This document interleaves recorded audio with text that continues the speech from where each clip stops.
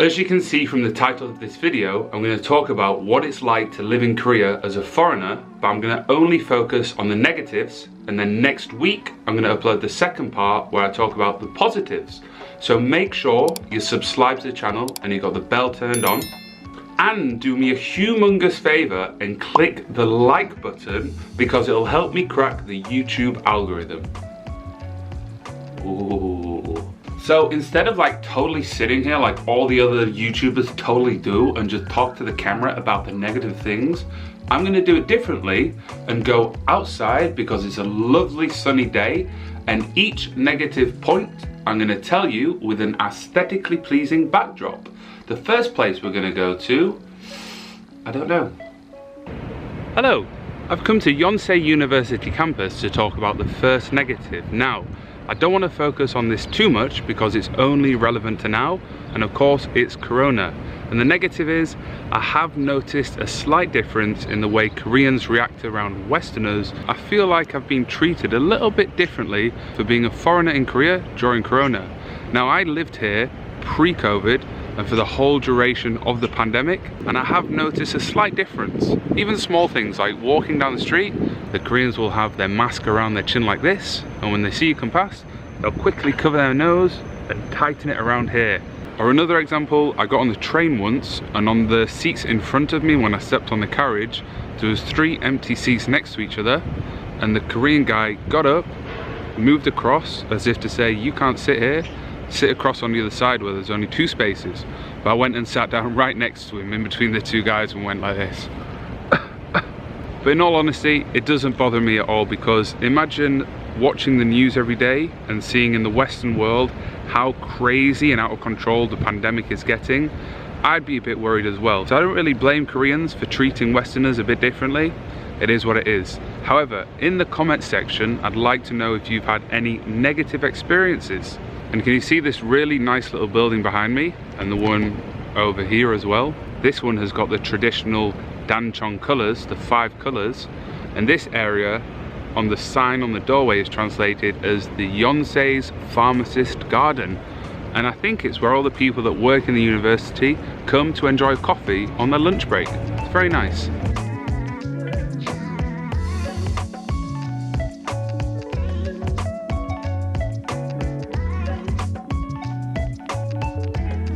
I'm gonna leave this campus now, get on my bike, head down to Han River to a really cool warship, and tell you the second negative. This huge warship here is on the Han River, and it's in the Seoul Battleship Park.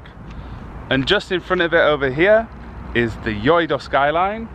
On the right over there, you've got Gwanaksan Mountain and the National Assembly Hall. That's that domed building. You might recognize that from other videos I've done because it's very close to where me and Joe live in Sangsu. And the reason I've come down here is to tell you negative number 2, which is rent. Now, rent in Seoul is expensive for everybody. It doesn't matter if you're Korean or foreign. But if you're coming here, like I did, with a working holiday visa, or an entertainment visa, or a student visa, maybe the rent isn't going to be affordable because you have to pay a huge deposit. It can be anything from 3, 5, 10 or 20 million won. Once you've paid that, the rent can be $400 to $600, which is huge outgoings. So unless you've come with loads of money saved and you're prepared to pay that, you're probably gonna live and work in a guest house, which is what I did for my first year in Korea. I was a vacuum cleaner and I got a free bed. I just had to work an hour every day, and it worked out pretty well.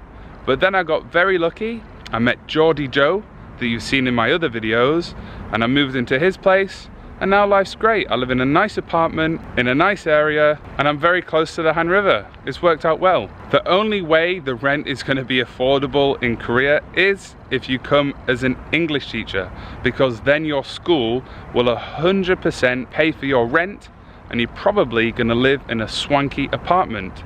If you want to see what that apartment could look like, there's a video here where you can see Rafi's apartment, or you can go and see Jordan's apartment on Jeju Island.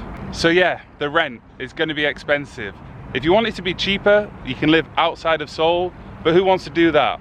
Wouldn't you prefer to live here, right next to the Han River with these great views? Look how cool this is. But I'm gonna stop talking about this because that's part of the positives, which is next week's video.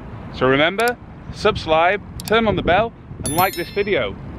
Look how beautiful that is. I mean, oh, disgusting, terrible, ugh, terrible. This is negative, ugh, terrible, horrible, ugh. I have some grocery, oh shit, oh God.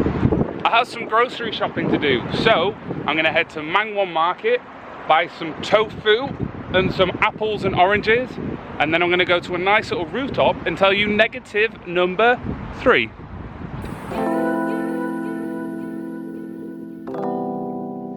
The third negative is language barrier. The first time I came to Korea was 4 years ago and I spoke 0 Korean.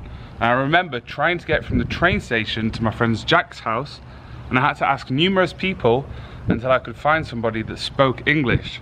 So when I came to live here last year, I made sure that I can speak a little bit of Korean, even if it was only the basics, and then it made my life a lot easier. So when you come here, make sure you learn some Korean.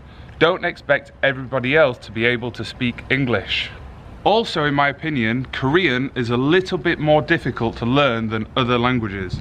For example, I can speak Spanish pretty well, and when you speak Spanish, you can speak it with an English accent, and people can still understand what you're trying to say.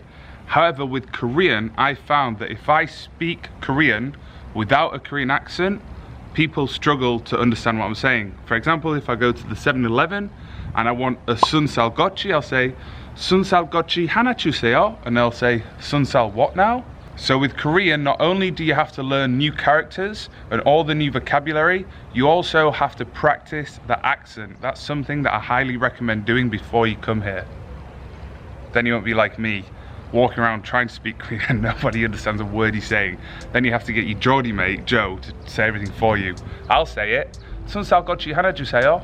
Huh? Joe go, 수nsal gochi hana 주세요. I'm like, oh, okay, he wants 수nsal gochi. So when you come to Korea and you're learning the language, don't be discouraged or disheartened if you're struggling at the start. It will get a lot easier. And as they say in Korean, fighting!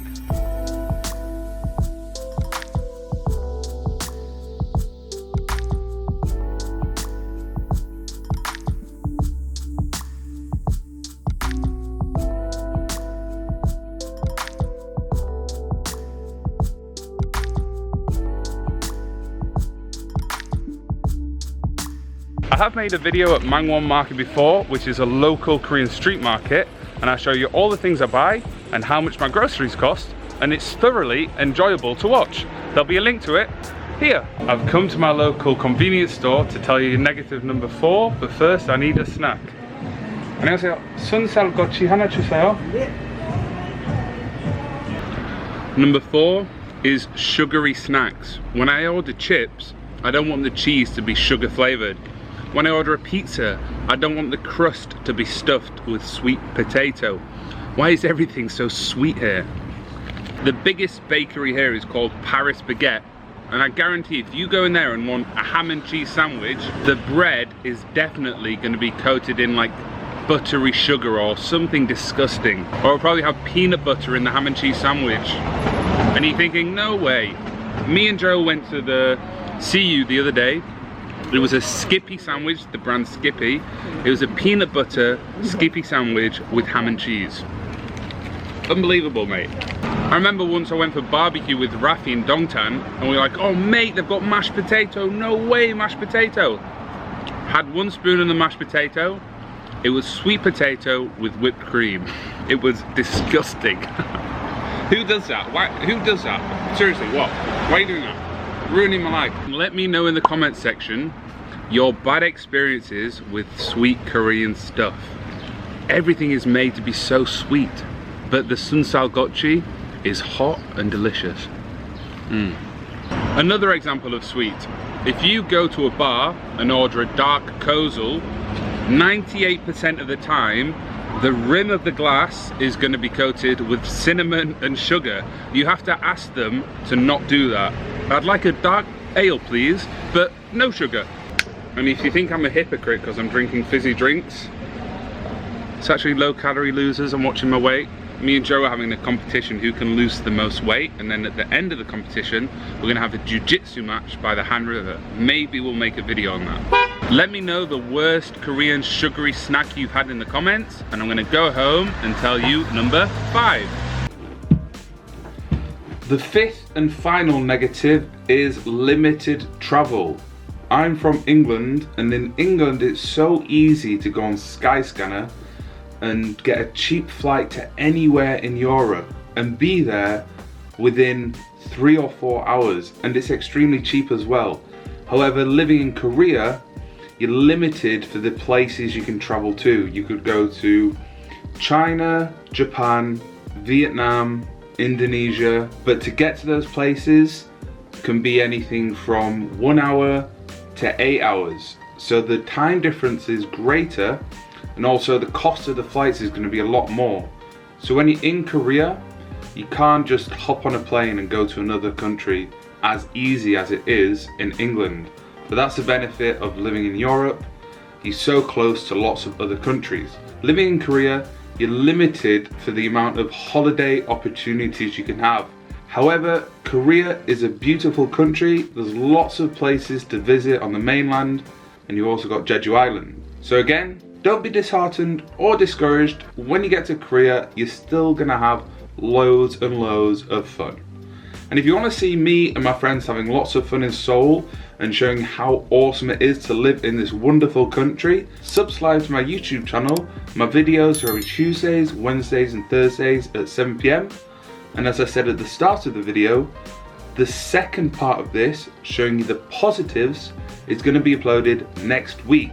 So when you click subscribe, make sure you have the bell turned on. And again, if you haven't already liked the video and you've watched it up until this point, go and give it a like. I'll really appreciate it. And if there's any negatives you think I've missed out on, let me know them in the comment section below. But the positives one, there's going to be more than 5 because I really enjoy living in Korea. I think it's an amazing place to be. I love learning about the culture. I love to try all the new food because it's completely unique. The people are so kind and friendly. The atmosphere of the city is amazing. It's just a fun place to be. So I hope you're looking forward to the positives video, and you go check out the other videos on my channel.